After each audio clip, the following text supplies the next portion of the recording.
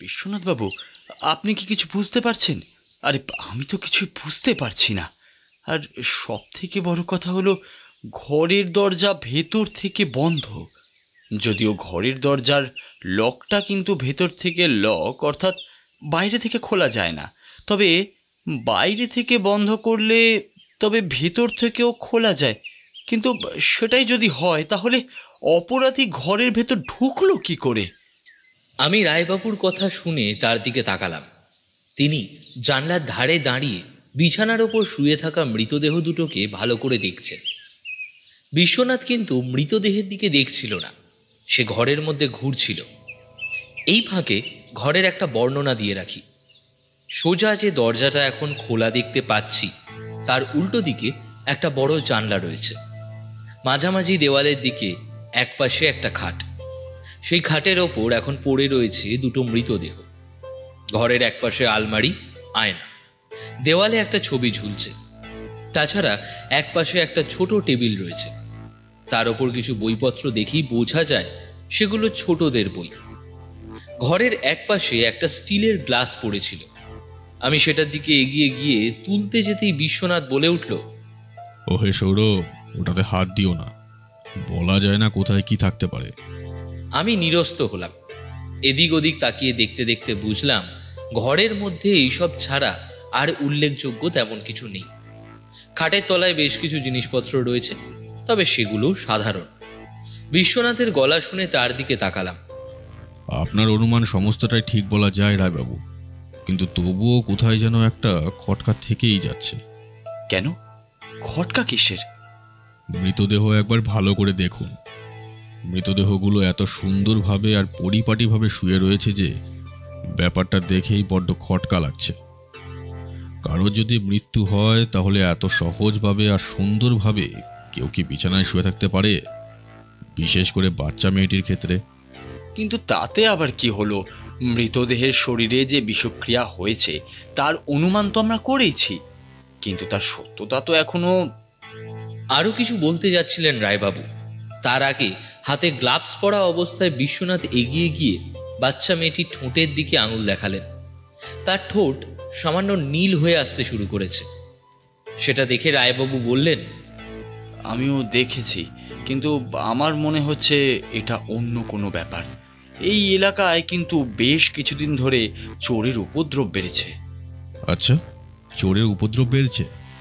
কিন্তু আলমারি থেকে যদি কিছু বেরিয়ে থাকে, তার ধারণা তো আমরা করতে পারবো না যতক্ষণ না পর্যন্ত এ বাড়ির মালিক অর্থাৎ মিস্টার সরকার এখানে আসছেন।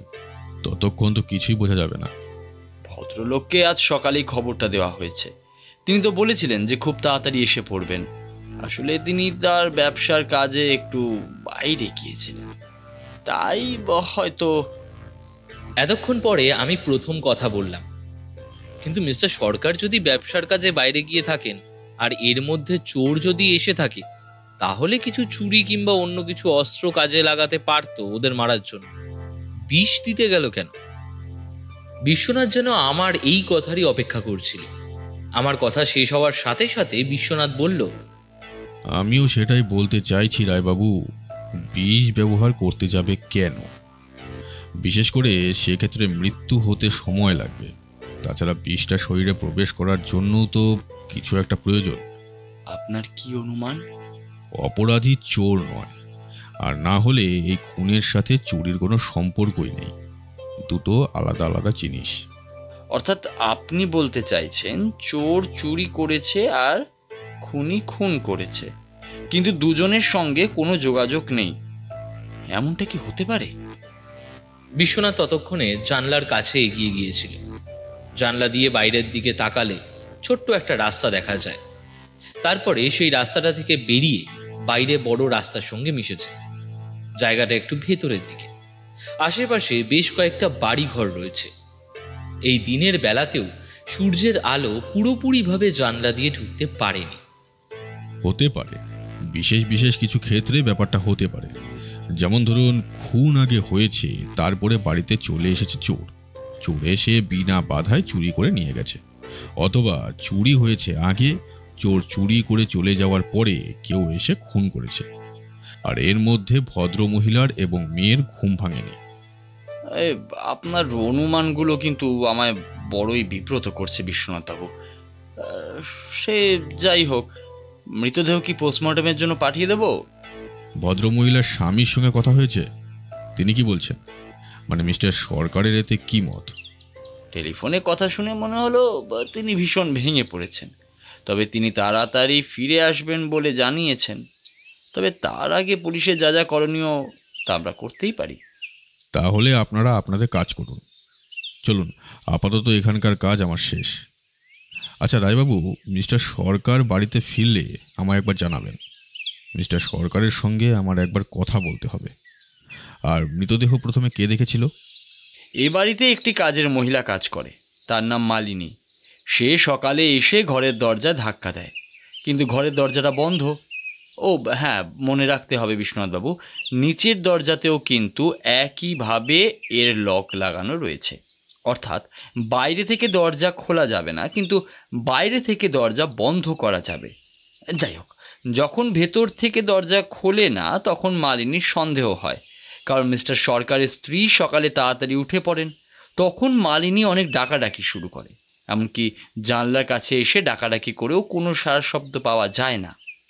শেষে পাশের বাড়িতে গিয়ে একবার টেলিফোন করতে বলেন এই বাড়িতে, কিন্তু টেলিফোন করার পরেও যখন মিসেস সরকার কোনো উত্তর দেন না, তখন কিন্তু বাধ্য হয়ে সকলে মিলে তার বাড়ির দরজা ভেঙে ভেতরে ঢোকে। ওপরে ঘরের দরজা বন্ধ, ওই ঘরের দরজা ভাঙার আগে পুলিশকে খবর দেওয়া হয়। তারপরে আপনি এসে ওই দরজা খোলেন? না বিশ্বনাথবাবু, প্রথমে আমি আসিনি, অন্য একটি কাজে আমায় যেতে হয়েছিল। খবর পেয়ে দুজন কনস্টেবল এখানে আসে। তারপর দরজা ভাঙার পরে যখন এমন দেখা যায়, তখন কনস্টেবল একজন এখানে পাহারায় থেকে যায়, আর একজন আমায় আবার টেলিফোন করে তাড়াতাড়ি এখানে আসার জন্য বলে। তবে অন্য একটা কাজে ছিলাম বলে আমার আসতে বেশ খানিকটা সময় লেগে গেছিল। বিশ্বনাথের মুখে একটা চিন্তার ভাঁজ পড়ে। সে বলে, যে সময় আপনি এখানে ছিলেন না সেই সময় কনস্টেবল দুজন কি সব সময় মৃতদেহের কাছে ছিল? বিশেষ করে এই ঘরের দরজা ভেঙে ঢোকার পর থেকে ঘরের সমস্ত কিছুই কি তাদের কাছে আছে?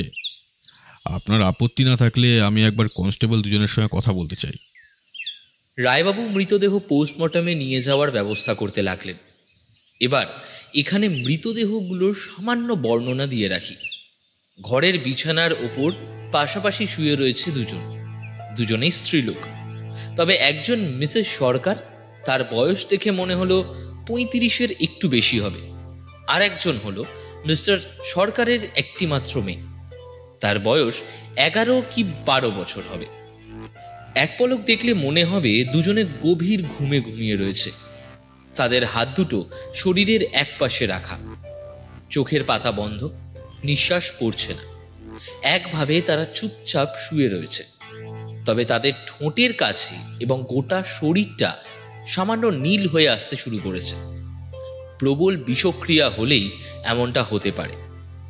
সত্যি বলতে একটু অস্বস্তি হচ্ছিল ওই বয়সের একটা মেয়ে এভাবে মারা গেছে দেখে।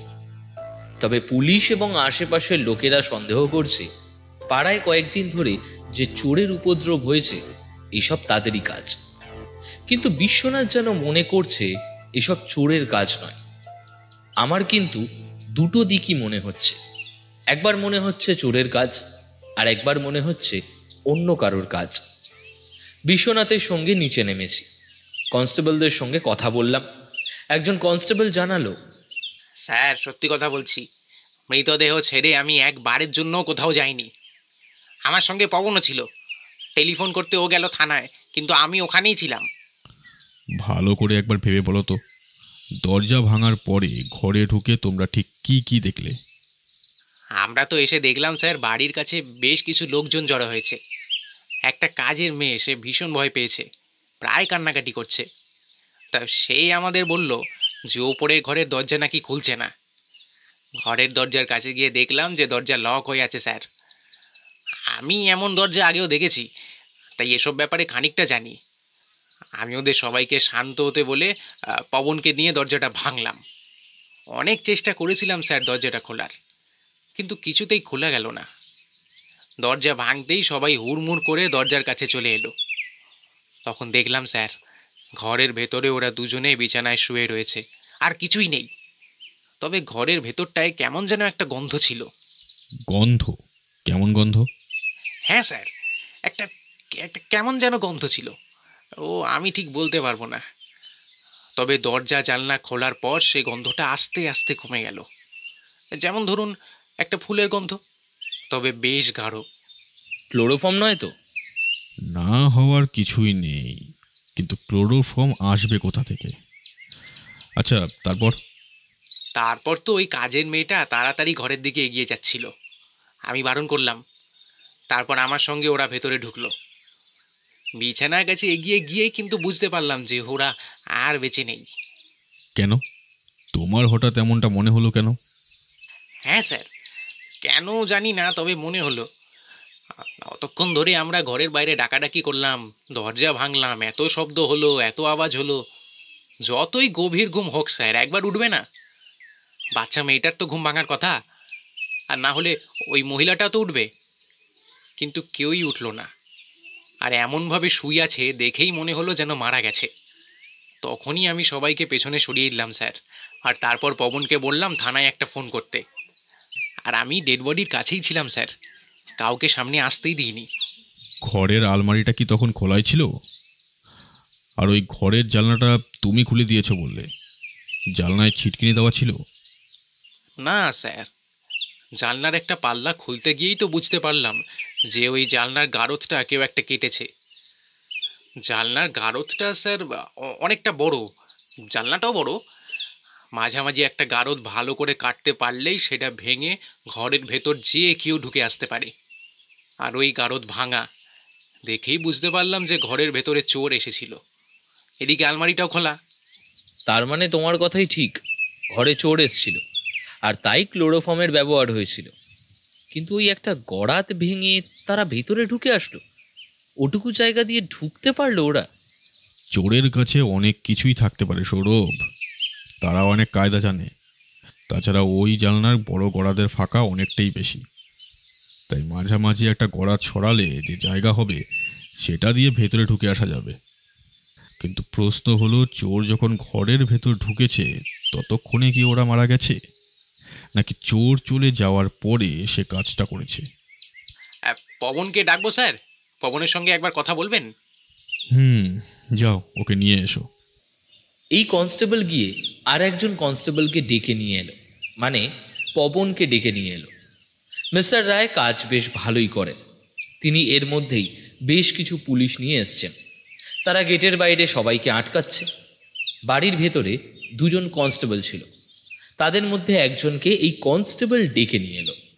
সে এসে বিশ্বনাথ আর আমার দিকে একবার তাকিয়ে সেলাম ঠুকল। আসলে রায়বাবুর সঙ্গে বিশ্বনাথ যে কাজ করছে তা তো আর আজকের নয়, প্রায় বছর দুয়েক হতে চলল। অনেকেই বিশ্বনাথকে চেনে। কনস্টেবল হাসি মুখে বলল, স্যার, আমি মৃতদেহ দেখার পরেই টেলিফোন করতে চলে গিয়েছিলাম। তারপর এসে দেখলাম সবাই বাইরে রয়েছে, আমরাই ভেতরে ছিলাম। ঘরের ভেতর কাউকে ঢুকতে দিইনি স্যার, যতক্ষণ না। বিশ্বনাথ হাসল, তারপর বলল, তুমি জানো তাই না আমি কখন কি জিজ্ঞাসা করব? আচ্ছা, সেসব কথা না হয় থাক, আমায় একটা কথা ভালো করে বলো তো। ওই যে জানলার গড়াত ভাঙা ছিল, সেখান থেকে একজন ভেতরে ঢুকে আসতে পারে বলে তোমার মনে হয়? যদি চেহারায় একটু রোগা হয় তাহলে আরামসে ঢুকে আসতে পারবে স্যার। তেমন হলে আমি আপনাকে দেখিয়ে দেব, আর কিভাবে ঢুকতে হয় সেটাও দেখিয়ে দেব। আরে, ওটা তো দোতলার ঘর, নিচের দিকে একতলার জানলার ওপরে কার্নিশ রয়েছে না? সেই কার্নিশের ওপরে উঠলেই তো উপরে ওঠা যায়। কিন্তু কনস্টেবল কথাটা বলতে বলতে হঠাৎ চুপ করতে আমি একটু অবাক হলাম। আবার সে বলল, তার জন্য তো ঘরের ছিটকানিটা খোলা থাকতে হবে, না হলে যতই গড়াত কাটুক না কেন, পাল্লা বন্ধ থাকলে ঘরের ভেতরে ঢুকবে কি করে? সে না হয় খোলা যাবে, কিন্তু এখনো একটা সমস্যা থেকে যাচ্ছে। চোর বিষ দিয়ে খুন করতে যাবে কেন? বুঝতে পারছিলাম ওই বিষক্রিয়ার ব্যাপারটা কোনোভাবেই বিশ্বনাথ মেনে নিতে পারছে না। রায়বাবু আর বাকি দু একজনের সঙ্গে কথাবার্তা বলে আমরা বেরিয়ে আসতে যাব, এমন সময় পুলিশের জিম্মায় থাকা মালিনীকে দেখা গেল। আমরা দুজন এগিয়ে যেতেই মালিনী হাউমাউ করে কেঁদে উঠল। সে বলল, আমি গরিব মানুষ বাবু, এই বাড়িতে কাজ করে দুটো টাকা পেতাম, কিন্তু এসব কিছুর মধ্যে আমি নেই। আমি কিছু জানি না বাবু, দেখুন না আমায় ধরে রাখছে, শুধু শুধু আমায় এভাবে ওরা ধরে রেখেছে। তোমায় ধরে রেখেছে বাড়ির ব্যাপারে আর মিসেস সরকারের ব্যাপারে খোঁজ খবর নেওয়ার জন্য। তোমায় অপরাধী হিসেবে ধরে রাখেনি। তোমার কোনো ভয় নেই। যদি তুমি কিছু করে না থাকো তাহলে তোমার কোনো ক্ষতি হবে না। আচ্ছা, আমায় একটা কথা বলো তো, তুমি এই বাড়িতে কতক্ষণ থাকো? মালিনী বেশ জোরেই কান্না জুড়েছিল। এবার বিশ্বনাথের কথায় কান্নার শব্দ কমে এলো। সে বলল, আমি সকালে আসি, অনেক সকালে, তারপর দুপুরে চলে যাই, আবার বিকেলে এসে সন্ধে পর্যন্ত থাকি। কাল বিকেলে যখন তুমি এসেছিলে তখন সব কিছু কি স্বাভাবিক ছিল? কোনো কিছু অন্যরকম লক্ষ্য করেছিলে? না, সব কিছু তো আগের মতোই ছিল, কিন্তু তখন কি আর জানতাম বৌদিমণি এভাবে তার মেয়েটাকে মেরে ফেলবে। এতক্ষণ পরে মালিনীর কথায় একটা অদ্ভুত সম্ভাবনা আমাদের মাথায় এলো। তাহলে কি গোটা ঘটনাটা আত্মহত্যা? কি বললে? তোমার মনে হচ্ছে তোমার বৌদিমণি মানে মিসেস সরকার আত্মহত্যা করেছে? কিন্তু এমনটা মনে হচ্ছে কেন? মালিনী কি যেন একটা ভাবার চেষ্টা করলো, তারপর বলল, কয়েকদিন আগে দাদাবাবু ও বৌদিমণির মধ্যে ঝগড়া হয়েছিল। আসলে দাদাবাবুর সঙ্গে বৌদিমণির ঝগড়া খুব একটা হয় না, কিন্তু এবার বেশ ঝগড়াঝাটি হয়েছিল। সেটা আমি বুঝতে পারছিলাম। আমার সামনে ওরা খুলে তেমন কিছুই বলতো না। আসলে দুজনেই খুব চাপা। মেয়েটার সামনে ওরা ঝগড়া করতে চায় না, কিন্তু আমি বুঝতে পারছিলাম কিছু একটা হয়েছে। মালিনীর কথা শুনে বিশ্বনাথ যে সন্দেহবোধ করছে সেটা বেশ বুঝতে পারছিলাম। বিশ্বনাথ পুলিশের কাছ থেকে মালিনীকে একপাশে নিয়ে গেল। তারপর বেশ কিছুক্ষণ মালিনীর সঙ্গে বিশ্বনাথ কথাবার্তা বলল। আমি খানিকটা দূরেই দাঁড়িয়েছিলাম, তাই তাদের মধ্যে কি কথাবার্তা হচ্ছে তা আমি শুনতে পারছিলাম না। তারপর দেখলাম মালিনী হাত নেড়ে উত্তেজিতভাবে কিছু একটা বলছে বিশ্বনাথকে। বেশ কিছুক্ষণ বলার পর মালিনীকে আবার পুলিশের কাছে নিয়ে এলো বিশ্বনাথ। রায়বাবু আমাদের সঙ্গে বাইরে বেরিয়ে এসছে। বিশ্বনাথবাবু, এই মেয়েটিকে তো নিয়ে যেতেই হবে জিজ্ঞাসাবাদের জন্য, আর কোনো একটা সাক্ষীকে তো রাখতেই হবে, বুঝতেই পারছেন। বেশ, নিয়ে যান। আর একবার কিছু বিষয়ে খোঁজ করতে হবে, কারণ আমার মনে হয় এ বাড়িতে কাল রাতে চোর এসেছিল। মালিনী আর আগের মতো কান্নাকাটি করছিল না। সে বোধহয় বুঝতে পারছিল জিজ্ঞাসাবাদের জন্য তাকে থানায় যেতে হবে। কিন্তু বিশ্বনাথ দেখলাম রায়বাবুকে একপাশে নিয়ে গিয়ে আবার কিছু একটা বলে এলো। একটু পরই রায়বাবু পুলিশের দল এবং মালিনীকে নিয়ে বেরিয়ে গেল। যাওয়ার আগে গোটা বাড়ি বন্ধ করে দিয়ে গেল। আমরা পথে নামতেই আমি বিশ্বনাথকে বললাম, আচ্ছা বিশ্বনাথ, এই গোটা কেসটায় তুমি এখনো পর্যন্ত কি অনুমান করতে পারছো বলো তো? আমি কিছুই অনুমান করতে পারছি না সৌরভ। এটা চুরিও হতে পারে, আবার এমনও হতে পারে আত্মহত্যা করেছে মিসেস সরকার। পুলিশ তদন্ত করছে যখন, তাহলে পুলিশ নিশ্চয়ই সমাধান বার করবে। এইসব কি আর আমার কাজ? তাছাড়া মাত্র একবার গোটা ব্যাপারটা দেখেছি। সময় লাগবে সৌরভ, সময় লাগবে।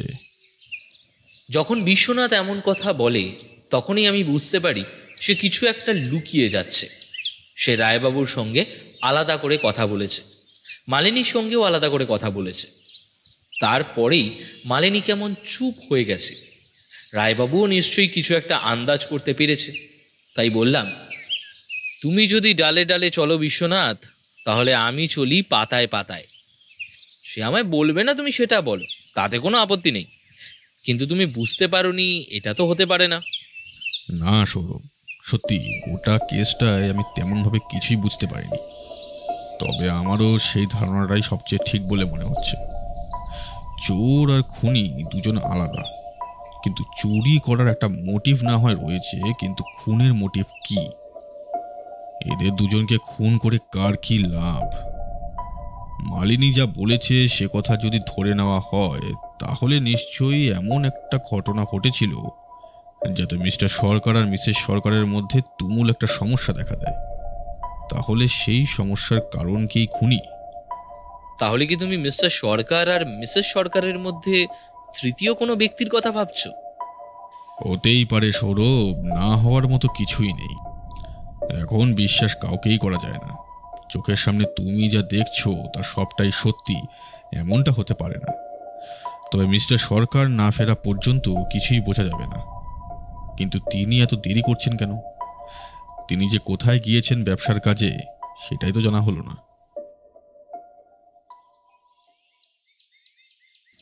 সেদিন দুপুরে মিস্টার সরকার এলেন আমাদের বাড়িতে। আমরা বসার ঘরে বসে কথা বলছিলাম। এমন সময় হরিদা এসে জানালো একজন এসছে। তাকে ঘরে আসতে বলতেই ঘরের পর্দা ঠেলে ঢুকলেন একজন ভদ্রলোক। মাঝারি আকারের চেহারা, খুব মোটাও নন, চোখে চশমা, মাথার চুল ঢেউ খেলানো, মুখে একটা আভিজাত্যের ভাব রয়েছে। তাছাড়া পোশাক আশাকও বেশ পরিপাটি। তিনি ঘরে ঢুকেই গম্ভীর অথচ নম্র গলায় বললেন, নমস্কার বিশ্বনাথ বাবু, আমি বিপিন সরকার। বাড়ি ফিরেই পুলিশের কাছে গিয়েছিলাম, জানতে পারলাম আপনি এই কেসটা তদন্ত করছেন, তাই পুলিশই আপনার কাছে আসতে বলল। বিশ্বনাথের ইশারায় তিনি সামনের চেয়ারে বসলেন। হরিদা ঘরে ঢুকেছিল। হাতের ইশারায় তাকে 3 কাপ চায়ের কথা বলে দিতেই সে আবার বেরিয়ে গেল। কি থেকে কি হয়ে গেল বিশ্বনাথ বাবু, কিছুই বুঝতে পারছি না। চোর বাড়িতে ঢুকে চুরি করেছে, তাতে আমার আপত্তি নেই, কিন্তু তাই বলে আমার মেয়েটাকে আর আমার বউকে। আচ্ছা বিপিন বাবু, আপনার ব্যবসাটা কিসের বলুন তো? কাঠের ব্যবসা। কাঠ আমদানি করে একটা গুদামে আমরা স্টক করে রাখি, তারপর সেখান থেকে আবার বাইরে বিক্রি করি। বড় বড় কাজ ছাড়া আমাদের কাজ নেওয়া হয় না, বুঝতেই পারছেন। তাই এই কাজে আমায় বেশিরভাগ সময় বাইরে থাকতে হতো, বাড়িতে থাকি খুবই কম। বেশ, এবার সোজাসুজি কাজের কথায় আসি। আপনার স্ত্রী এবং মেয়ের খুন কোনো চোর করেছে বলে আমার মনে হয় না। আমার মনে হয় তার পেছনে অন্য কারোর হাত রয়েছে, এবং এই খুনের পেছনে অন্য মোটিভ একটা রয়েছে। মিস্টার সরকার বিশ্বনাথের কথায় অবাক হয়ে গেলেন। বললেন, কি বলছেন বিশ্বনাথ বাবু? আমার স্ত্রীকে আর মেয়েকে তাহলে কে খুন করলো? আমার মনে হয় আপনি জানেন আপনার এবং আপনার স্ত্রীর মধ্যে কোনো তৃতীয় ব্যক্তি ছিল কিনা। তৃতীয় ব্যক্তি মানে আপনি কি বলতে চাইছেন? আপনার বাড়ির কাজের লোক মালিনী কিন্তু দিন কয়েক আগে আপনাদের মধ্যে বেশ একটা ঝগড়ার আভাস পেয়েছিল, এবং এর কেন্দ্রবিন্দুতে যে অন্য কোনো এক তৃতীয় ব্যক্তি রয়েছে সে কথাও সে জানিয়েছিল। তবে পুরোপুরি ব্যাপারটা কি তা সে জানে না, তাই আমায় সেভাবে জানাতে পারেনি। আপনি যদি মিথ্যে বলেন তাতে কিন্তু আপনার লোকসান, আমাদের তদন্ত করতে সমস্যা হবে।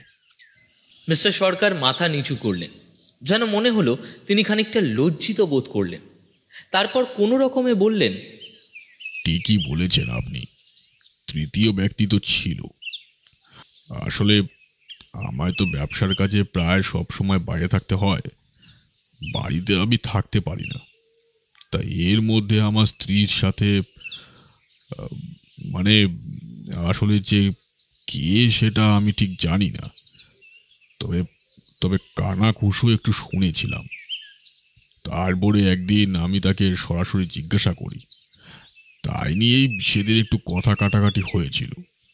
তবে মালিনী যে সমস্ত কিছু শুনেছে সে কথা আমি বুঝতে পারিনি। আচ্ছা বিপিনবাবু, আপনি কি মনে করেন এই তৃতীয় ব্যক্তিটি?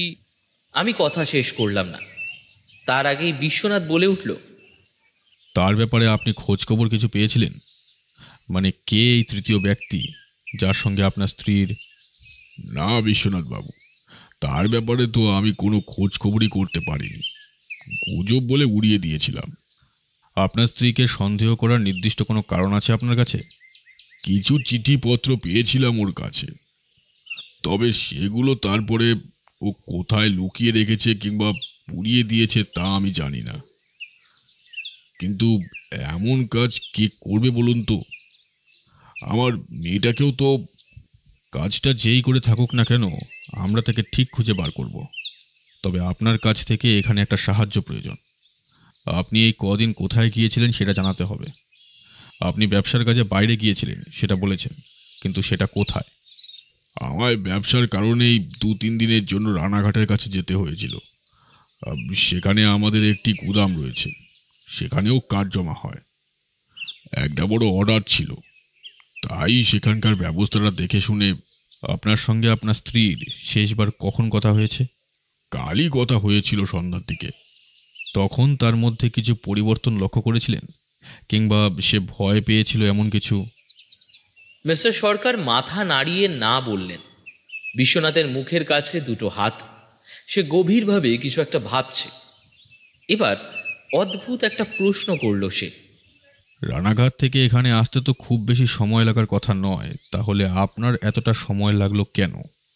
আসলে খবরটা আমি সকালে পেলেও রানাঘাট থেকে আমি একটা কাজ নিয়ে বেরিয়ে পড়েছিলাম। তারপর খবরটা পুলিশ আমার ওখানকার গুদামের অফিসে যে টেলিফোন রয়েছে সেখানে জানিয়েছিল। সেখানে ফিরে আসতে আমার খানিকটা সময় লেগে যায়। আপনার কাউকে সন্দেহ হয় না, তার মানে আপনার স্ত্রীর খুনের ব্যাপারে আপনার দিক থেকে সন্দেহ করার মতো কেউ নেই? কি করে জানবো বলুন? আমি তো বেশিরভাগ সময় থাকিই না। তাই এমন যদি কিছু হয়ে থাকে সে ব্যাপারে আমার জানার কথা নয়। মিস্টার সরকার আরও কিছুক্ষণ এ কথা ও কথা বলে তারপর বেরিয়ে গেলেন। যাওয়ার আগে বারবার বিশ্বনাথকে অনুরোধ করে গেলেন অপরাধীকে শাস্তি দেওয়ার জন্য। তবে বিশ্বনাথ কিন্তু যেন আরও বেশি চিন্তিত হয়ে পড়েছিল। তিনি বেরিয়ে যেতেই আমি বললাম, কি ব্যাপার বলো তো? মিস্টার সরকারের কথায় তোমার চিন্তা কমার বদলে মনে হচ্ছে আরও বেড়ে গেল। হ্যাঁ সৌরভ, চিন্তাটা বেড়ে গেল। এই তৃতীয় ব্যক্তিটি কে? হঠাৎ করে এই তৃতীয় ব্যক্তিটি মিসেস সরকার এবং তার মেয়েকে খুন করতে যাবে কেন? তার মোটিভ কি এর পেছনে? মোটিভ বলতে তার ব্যাপারে জানতে পেরে গিয়েছিলেন, আর তাই নিয়ে হয়তো কোনো ঝামেলা। কিন্তু যদি সত্যি তেমন কিছু হতো এবং মিস্টার সরকার তাকে চিনত, তাহলে তিনি তার নাম বলবেন না কেন? এমন একটা ব্যাপার ঘটেছে তখন সৌরভ, এখানে তো আর লুকিয়ে রাখার মতো কিছু নেই।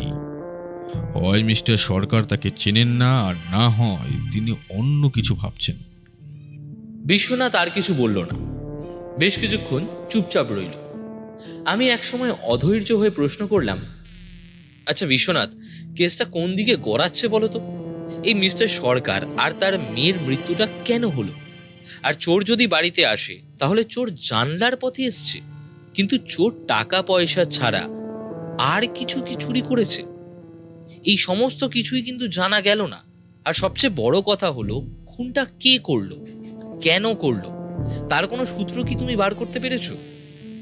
বিশ্বনাথ চেয়ারে হেলান দিয়ে চোখ বন্ধ করে গম্ভীর গলায় বলল, তৃতীয় ব্যক্তির আগমনে কিন্তু সমস্ত কিছু ভেঙে চড়ে তছনছ হয়ে যায়, বুঝলে সৌরভ? যদি মিসেস সরকার আর মিস্টার সরকারের জীবনে এমন কেউ না আসতো, তাহলে হয়তো কিছুই হতো না, সবটাই ভালো ছিল। শুধু শুধু মাঝখান দিয়ে দুটো খুন হয়ে গেল। কিন্তু কথা হলো, খুনটা করলো কে? সেই তৃতীয় ব্যক্তি না অন্য কেউ? এবার আমার মাথা কেমন এলোমেলো হয়ে আসছিল। আরে তুমি আবার অন্য কাউকে কোথা থেকে পাচ্ছ? একে তো তৃতীয় ব্যক্তি, তার ওপর ওই চোর, তার ওপর আবার তুমি আরেকজনকে ভাবছো। আচ্ছা সৌরভ, ওই পাড়ায় বেশ কয়েকদিন ধরে চুরি হচ্ছে এমন একটা কথা শোনা গেছিল, তাই না? এক মিনিট, রায়বাবুর সঙ্গে একবার কথা বলতে হবে। বিশ্বনাথ রায়বাবুকে টেলিফোন করলো। অপর প্রান্ত থেকে গলাটা বোধহয় রায়বাবুর ছিল না, তাই বিশ্বনাথ রায়বাবু ফিরলে তাকে ফোন করতে বলে টেলিফোনটা রেখে দিল। আমি বললাম, হঠাৎ করে কি হলো তোমার? দেখো, চোর চুরি করতে এসে ঘরে ক্লোরোফর্ম স্প্রে করেছিল, তাই দরজা আর জানলাটা বন্ধ থাকা সত্ত্বেও ঘরের মধ্যে সামান্য গন্ধ থেকে গিয়েছিল। কড়া ক্লোরোফর্ম ঘরের ভেতরে প্রবেশ করলে এমনটা হবে সেটা স্বাভাবিক, কিন্তু চোর নিশ্চয়ই ঘরের ভেতর ঢুকে দরজা বন্ধ রেখেছিল, জানলাটাও বন্ধ রেখেছিল, যাতে পাশের বাড়ি থেকে কেউ দেখতে না পারে। ওই পাড়ায় ইতিমধ্যে চোরের উপদ্রব হচ্ছিল। রাতের বেলা সকলেই সজাগ থাকবে। এবার সমস্যা হলো, ঘরের দরজার ছিটকিনিটা খোলা থাকবে কেন? মিসেস সরকার তার মেয়েকে নিয়ে রাতের বেলা একা ঘুমাবেন, নিশ্চয়ই তিনি সমস্ত কিছু ভালো করে বন্ধ করে দেবেন। তাহলে আরও একটা কথা, এই ঘরের দরজাগুলো সমস্তটাই ভেতর থেকে বন্ধ ছিল। যদিও বাইরে থেকে বন্ধ করা যায়, কিন্তু কিন্তু বিষক্রিয়া হতে পারে এমনটা তো খাবার থেকেও হতে পারে। তারা যে খাবার খেয়েছিল সেই খাবারেই যদি... ও বাড়িতে যা যা খাবার পাওয়া গিয়েছে তার সমস্ত কিছুই পাঠিয়ে দেওয়া হয়েছে টেস্ট করে দেখার জন্য। খাবারে কোনো বিষ থাকলে সেটাও জানতে পারার কথা, কিন্তু ব্যাপারটা অদ্ভুত। খাবারজাত দ্রব্যের কোনো কিছুতেই বিষ পাওয়া যায়নি। তাহলে কি করবে বিশ্বনাথ? অপরাধীকে ধরতে গেলে অপরাধীর মতো করে ভাবতে হবে। মিসেস সরকার আর তার মেয়েকে খুন করে কার সবচেয়ে বেশি লাভ ছিল, সেদিক থেকে ভাবলেই গোটা ব্যাপারটা বেরিয়ে আসবে। ঠিক তখনই টেলিফোনটা বেজে উঠল। রায়বাবু টেলিফোন করেছেন। টেলিফোনে বিশ্বনাথের সঙ্গে তার বেশ কিছুক্ষণ কথা হলো। আমি উঠে পাশের ঘরে চলে গেলাম। বিকেলের দিকে বিশ্বনাথের সঙ্গে একবার বেরোতে হলো। আমাদের গন্তব্য থানা। থানায় গিয়ে রায়বাবুর সঙ্গে বেশ কিছুক্ষণ কথা বলে আমরা যখন বেরোলাম তখন প্রায় বিকেল হয়ে এসছে। বাইরে বেরিয়ে বিশ্বনাথকে বললাম, আমরা কোথায় যাচ্ছি তাহলে? মালিনীর বাড়িতে। এখন মালিনীর বাড়ি কেন? চোরকে ধরতে হবে না? সে কি, মালিনী তাহলে এই সমস্ত কিছু করেছে?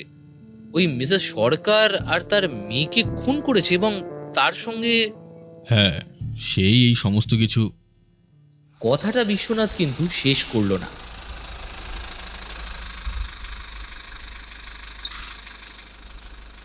আমরা পুলিশের গাড়িতে মালিনীর বাড়িতে আসতেই মালিনী আমাদের দেখে বেশ অবাক হয়ে গেল। বলল, এ কি, আপনারা এখানে? তোমায় যে একবার আবার আমাদের সঙ্গে থানা যেতে হবে মালিনী। আমি কি করেছি? মিসেস সরকার এবং তার মেয়ের ঘরের জানলার ছিটকিনিটা তুমি তো ভেতর থেকে অকেজো করে দিয়েছিলে, তাই না? বিশ্বনাথের কথায় মালিনী চমকে উঠল মুহূর্তের জন্য। তারপর দৌড়ে ঘরে ঢুকতে যাবে এমন সময় মালিনীকে চেপে ধরা হলো। কথাবার্তা শুনে ঘরের ভিতর থেকে বেরিয়ে এলো একজন। তার রোগা লম্বা চেহারা। সে আমাদের দেখে পিছনের দিকে দৌড়ে পালাতে গেল, কিন্তু কনস্টেবল ততক্ষণে তাকে ধরে ফেলল। অনেক পালাবার চেষ্টা করল সে। এগিয়ে গিয়ে তার গালে একটা চড় মারতেই সে শান্ত হয়ে গেল। রায়বাবু ধমক দিয়ে বললেন, অনেক জ্বালিয়েছিস, এই এলাকায় বেশ কয়েকদিন ধরে খুব চুরি করে বেড়াচ্ছিস। সন্দেহটা আমার হয়েছিল, তাই খবরিদের কাছ থেকে খোঁজ নিয়ে জানতে পারলাম এই এলাকায় ওইভাবে কে চুরি করে একমাত্র সেটা জানাটাই গুরুত্বপূর্ণ ছিল। তারপরে যখন জানতে পারলাম পটলা এবং মালিনীর বাড়ি বেশ কাছাকাছি, তখন কেমন যেন একটা খটকা লাগলো। আর এও বুঝতে পারলাম মালিনী পটলাকে বেশ ভালোভাবেই চিনত। তারপরে যখন দেখলাম যে কটা বাড়িতে চুরি হয়েছে সমস্ত বাড়িতেই কাজের লোক রয়েছে, তখন গোটা ব্যাপারটা আরো সহজ হয়ে গেল। প্রতিটা চুরির আগে এক ধরনের ক্লোরোফর্ম স্প্রে করে ঘরে ঢুকে চুরি করা হয়েছে, যাতে সহজে কেউ কিছু বুঝতে না পারে। আর প্রত্যেকটা ঘরে পরীক্ষা করে দেখা গেছে প্রতিটি ঘরের ছিটকিনিটা অকেজো হয়ে গিয়েছিল শুধুমাত্র ওই দিনটিতে।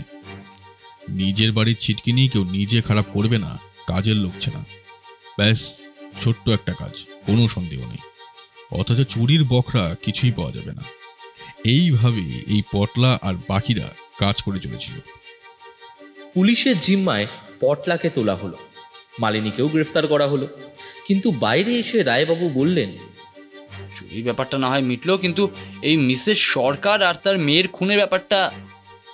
বিশ্বনাথ এবার মালিনীর দিকে তাকাতে সে হাত জোর করে বলে উঠল, বিশ্বাস করুন, বিশ্বাস করুন, আমরা ওসব করিনি।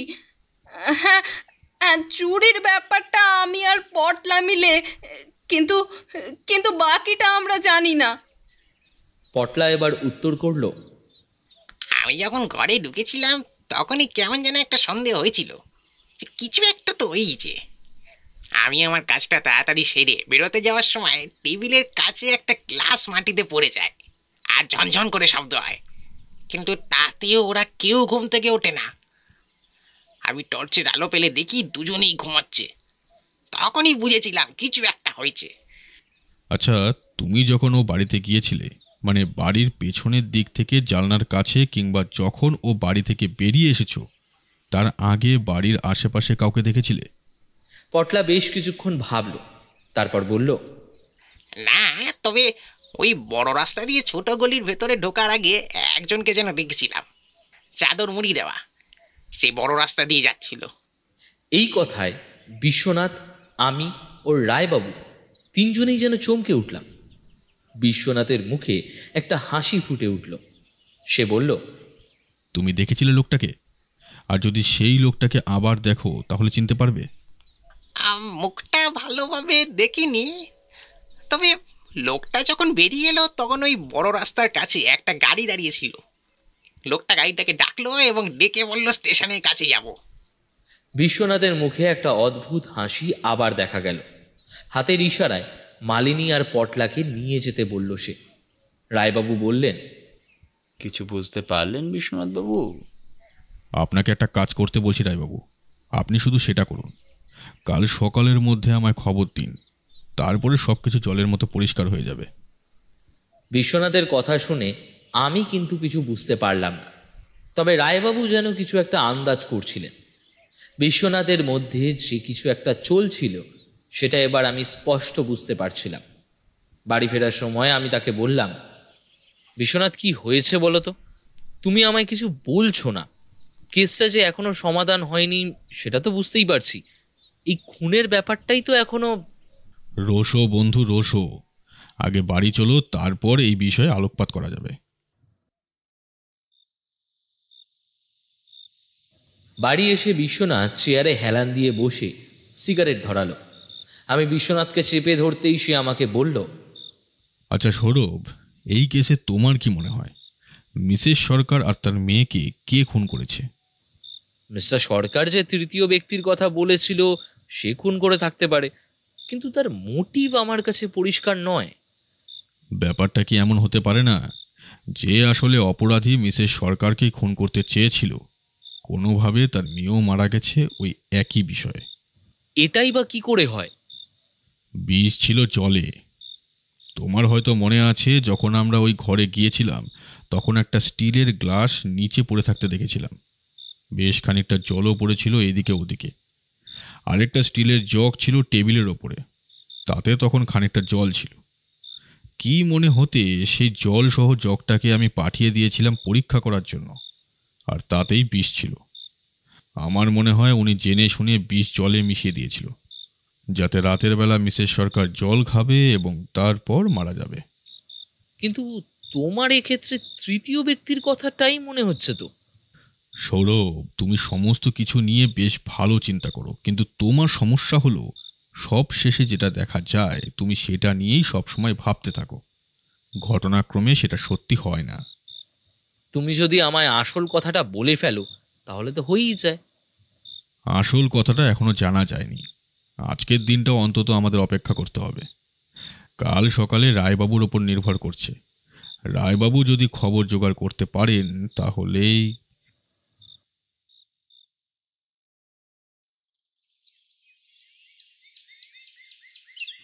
পরদিন সকালে রায়বাবু আমাদের বাড়িতে এসে উপস্থিত হলেন।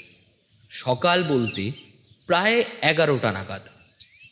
বিশ্বনাথের মুখে একটা হাসি দেখা গেল।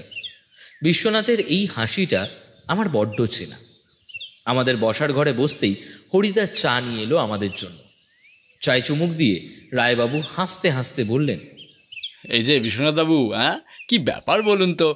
আপনি সন্দেহ করলেন কি করে এই ব্যাপারটা? হ্যাঁ, গোটা তদন্তের মোড়টা একেবারে অন্যদিকে চলে যাচ্ছিল। ভাগ্যিস আপনার মাথায় এমন একটা ধারণা এসেছিল। ব্যাপারটা অতি সাধারণ ছিল। আসলে প্রথম থেকে আমরা অন্য দিক ধরে হাঁটছিলাম। ওই চুরিটাই গোটা ব্যাপারটাকে খুঁড়িয়ে দিয়েছিল। তবে আসলে মিস্টার সরকার নিজেই একটা কথা ভুল করে বলে ফেলেছিল। এক মিনিট, মিস্টার সরকার এখানে কোথা থেকে এলো? আর কোন বিষয়ে কথা বলছো বলো তো তোমরা? আর রায়বাবু, অপরাধী কি ধরা পড়েছে? ধরা পড়বে না মানে? বিশ্বনাথবাবু এত সহজভাবে গোটা ব্যাপারটা আমায় বুঝিয়ে দিয়েছিলেন। তাছাড়া খোঁজ খবর নিয়ে যে প্রমাণগুলো পেয়েছি তার সমস্ত কিছুই অপরাধের উল্টো দিকে। অপরাধী যে এমন কেউ বেরোবে সেটা আমি ভাবতেই পারিনি। তার মানে কি অপরাধী মিস্টার সরকার? কথাটা বলে বিশ্বনাথের দিকে তাকাতে দেখলাম সে হাসি মুখে আমার দিকে তাকিয়ে মাথা নাড়াচ্ছে। আমি অবাক হয়ে গেলাম, বললাম, কিন্তু কি করে মিস্টার সরকার, কি করে? আর তিনি কেনই বা তার স্ত্রী এবং মেয়েকে খুন করতে চাইবেন? গোটা ব্যাপারটা বোঝার জন্য তোমায় অনেকগুলো ব্যাপার জানতে হবে সৌরভ। এই যে মিস্টার সরকার, তার ব্যাপারে কয়েকটা খবর আমাদের অজানা ছিল। সেগুলো জানার জন্যই আমি রায়বাবুকে একটা দিন সময় দিয়েছিলাম। রায়বাবু খুব ভালোভাবে সমস্ত খবরগুলো জোগাড় করেছেন। রানাঘাটের কাছে মিস্টার সরকারের আরও একটি পরিবার রয়েছে। তার সেই পরিবারে তার একটি ছেলে এবং একটি মেয়ে রয়েছে। এখানে মিসেস সরকার এবং তার মেয়ে থাকত। এই পরিবারটা কিন্তু মিস্টার সরকারের তৃতীয় পরিবার, অর্থাৎ রানাঘাটের কাছে তার বিয়ে প্রথমে হয়েছে। এখানে তিনি পরে বিয়ে করেছেন, কিন্তু দুটো বিয়ে করার কারণ কি, এই তথ্য অনুসন্ধান করতে গিয়ে দেখা গেল মিসেস সরকার তার বাবার একমাত্র মেয়ে ছিল। মিসেস সরকারের জন্যই কিন্তু এখানকার এই যে কাঠের গুদামের গোটা দায়িত্ব, বলতে গেলে এখানকার কাঠের গুদামের মালিকানা পান। এবং যে বাড়িতে ওরা থাকে সেই বাড়িটা মিস্টার সরকার পেয়েছেন। টাকার জন্যই তিনি মিসেস সরকারকে বিয়ে করেছিলেন। এদিকে রানাঘাটেও তার একটা পরিবার রয়েছে, আর এখানে একটা পরিবার রয়েছে। মিসেস সরকার সাদাসিধা মহিলা, তাই তার পক্ষে এত কিছু জানা সহজ ছিল না। বেশিরভাগ সময় তিনি বাইরে থাকতেন। সপ্তাহে একদিন কিংবা 2 দিনের জন্য তিনি বাড়িতে ফিরতেন। মিসেস সরকার ভাবছেন তিনি হয়তো ব্যবসার কাজে বাইরে রয়েছেন, আর মিস্টার সরকার রানাঘাটের কাছে তিনি তার পরিবারের কাছে থাকতেন। এই গোটা ব্যাপারটা বেশ সুন্দরভাবে চলছিল। ও আরেকটা কথা, রানাঘাটের ওখানে তার নাম এবং এখানে তার নাম ছিল আলাদা। কিন্তু এমন একটা ব্যাপার তিনি চালাচ্ছিলেন কি করে? রানাঘাটের কর্মচারীরা এসব ব্যাপারে কিছু জানতো না, আর এখানকার লোকেরা কি করে জানবে বলো? 2 জায়গায় তার নাম 2 রকম, এবং এখানকার লোকেদের সঙ্গে ওখানকার লোকেদের দেখা সাক্ষাৎ খুবই কম ছিল, না হওয়াটাই স্বাভাবিক। তাছাড়া তিনি কাঠের গোদামের মালিক, তার ব্যাপারে তার কাজের লোকজন খুব কমই জানে। রানাঘাটের কাছে তার যে পরিবার রয়েছে তা কাঠের গুদাম থেকে অনেক দূরে। সে খবর সেখানকার কর্মচারীদের পক্ষে জানা সহজ নয়। তাছাড়া তিনি তার পরিবার নিয়ে কখনোই কারোর সঙ্গে খুব বেশি কথা বলতেন না। কিন্তু মিসেস সরকারকে তিনি খুন করতে গেলেন কেন? এখানে পুরোটাই আমি অনুমান করেছিলাম, তবে পরবর্তীতে দেখা গেল সবটাই সত্যি। মিসেস সরকার কোনোভাবে রানাঘাটের তার পরিবারের কথা জেনে গিয়েছিলেন, সেটা যেভাবেই হোক না কেন, আর তাতেই তার সাথে মিস্টার সরকারের কথা কাটাকাটি হয়। সেদিন মালিনী যা দেখেছিল সত্যিই দেখেছিল, কিন্তু একজন তৃতীয় ব্যক্তির কথা সে বুঝতে পারলেও সেই তৃতীয় ব্যক্তিটি মিসেস সরকারের দিক থেকে নয়, মিস্টার সরকারের দিক থেকে, সেটা সে বুঝতে পারেনি। তবে আমরা খোঁজ খবর নিয়ে মিসেস সরকারের ব্যাপারে বেশ ভালোই তথ্য পেয়েছি। এমন কিছু তার পক্ষে সম্ভব নয়। এদিকে মিস্টার সরকার বাইরে থাকে, তার পক্ষে সমস্ত কিছুই সম্ভব, তাই তার পিছু পিছু খোঁজ নিতে সমস্ত কিছু বাইরে বেরিয়ে আসে। কিন্তু সেই রাতে যে মিস্টার সরকার ফিরে এসেছিলেন সে কথা আপনি অনুমান করলেন কি করে? আপনি হয়তো ওই পটলার কথাটা ভুলে যাচ্ছেন। পটলা কাউকে দেখেছিল ওই গলি থেকে বেরিয়ে বড় রাস্তার দিকে যেতে। ওই সময় ওখান থেকে বেরিয়ে কেউ বড় রাস্তার দিকে যাবে, আর সেটা কেন? আর সেই রাতে যে গাড়িতে করে মিস্টার সরকার স্টেশনে গিয়েছিলেন সেই গাড়ি আমি খুঁজে বার করেছিলাম। তার সাথে কথা বলে দেখেছি, সে বিপিনবাবুকে শনাক্ত করেছে এবং এও বলেছে ওই লোকটি সেদিন রাতে তার গাড়িতে করে স্টেশন পর্যন্ত গিয়েছিল। কিন্তু পুলিশ যখন রানাঘাটে তার গুদামে টেলিফোন করে জানিয়েছিল তার স্ত্রীর কথা, তখন কাঠের গুদামের অনেকেই এই ব্যাপারগুলো হয়তো জানতো, তবে তাদের বেশিরভাগকেই টাকা পয়সা এবং কাজ দিয়ে হাত করে রেখেছিলেন মিস্টার সরকার। তাই তার কথায় সঙ্গে সঙ্গে তারা জানিয়েছিল সে রানাঘাটেই আছে, কিন্তু সে রানাঘাটে ছিল না। স্টেশনের কাছে কোথাও রাত কাটিয়ে পরদিন সকালে তার ফিরে আসার কথা, এবং সেই মতোই সে ফিরে এসেছিল। সে নিশ্চয়ই এখানকার কোনো হোটেলে রাতে ছিল। ওই লোকটি তাকে হোটেলে ফোন করে সমস্ত কথা জানিয়ে দিয়েছিল। ইচ্ছে করে তিনি একটু দেরি করে এসেছিল যাতে নিজের কাজের অজুহাত দেওয়া যায়। সমস্ত কিছুই তো বুঝতে পারলাম, কিন্তু তিনি নিজের মেয়েকে খুন করতে গেলেন কেন? ওটা তিনি করতে চাননি, সেটা তিনি নিজের মুখেই স্বীকার করেছেন। তিনি শুধুমাত্র মিসেস সরকারকে খুন করতে চেয়েছিলেন। মিসেস সরকার সমস্তটাই বুঝতে পেরে তার সঙ্গে সম্পর্ক ছিন্ন করতে চেয়েছিলেন এবং সমস্ত সম্পত্তি নিজের নামে করে নিতে চেয়েছিলেন। তাই সেদিন রাতে তিনি ওই কাজটা করেন। সরাসরি খুন করতে গেলে তার ওপর সন্দেহ করবে সবাই, আর যদি অন্য কোনোভাবে খুন করার চেষ্টা করেন তাহলে মেয়েটি জেগে যেতে পারে। তাই তিনি সেদিন ফিরে এসেছিলেন সন্ধেবেলাতেই। তারপর রাতের বেলা সুযোগ বুঝে বাড়িতে ঢুকে জলের মধ্যে বিষ মিশিয়ে দেন। তিনি অপেক্ষা করছিলেন বোধহয় মিসেস সরকার কখন ওই জল খাবেন। তারপর যখন সেখান থেকে বেরিয়ে পড়লেন তখনই দেখা হলো ওই পটলার সঙ্গে।